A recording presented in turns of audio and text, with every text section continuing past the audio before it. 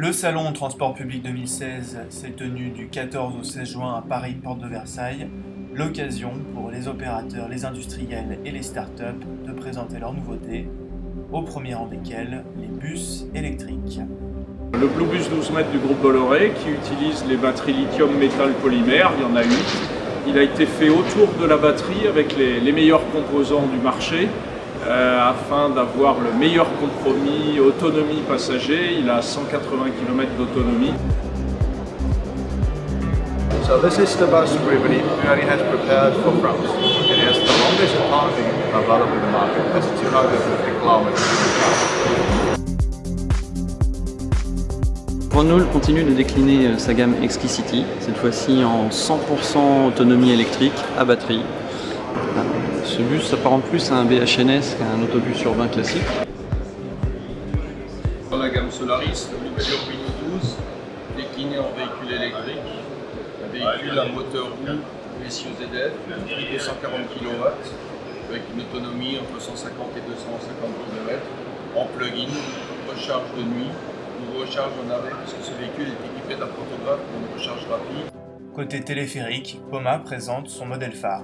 J3S 35 places, donc destiné au transport urbain, une grande capacité d'accueil et de confort, destiné pour tout ce qui est téléphérique débrayable à 3 câbles, multi-câbles. Plusieurs startups montraient des systèmes innovants, notamment Tukango.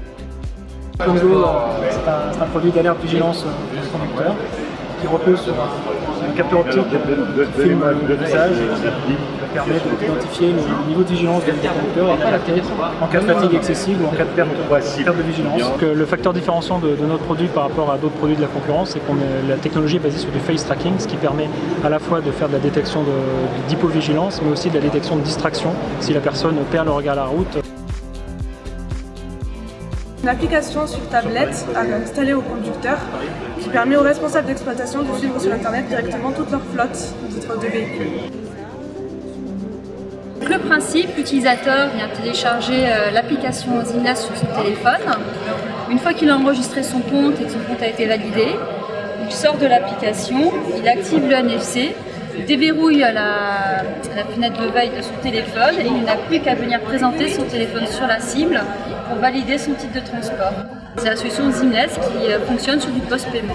Le salon a aussi vu l'essor des navettes autonomes pour acquis Carte Postale, RATP et Transdev. L'autonome va commencer sur des domaines très restreints, type des domaines privés, une centrale nucléaire, des parcs d'attractions. Et petit à petit vont venir compléter l'offre des transports publics.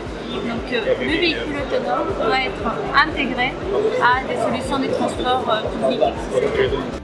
Laure a présenté une navette à l'utilisation flexible. C'est un véhicule bimodal, c'est-à-dire qu'on peut l'utiliser en libre service et en mode navette. Donc en libre service, c'est conduit par un usager détenteur de la permis B. Donc il peut transporter aussi d'autres personnes, mais toutes les personnes sont assises et attachées.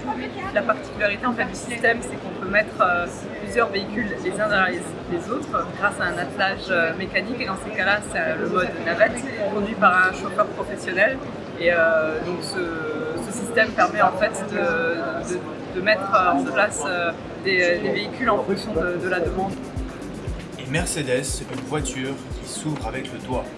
La volonté du groupe Daimler, c'est de présenter en fait le concept de voiture du futur, donc 2030 et plus, en se concentrant sur une préoccupation, principalement quelle va être notre occupation lorsque nous serons dans un véhicule en conduite autonome. Et pour occuper au mieux son temps, un large écran tactile qui présente des informations sur la voiture, les lieux environnants et permet d'accéder aux réseaux sociaux et à sa musique. Heureusement, à tout moment, on peut reprendre le pilotage.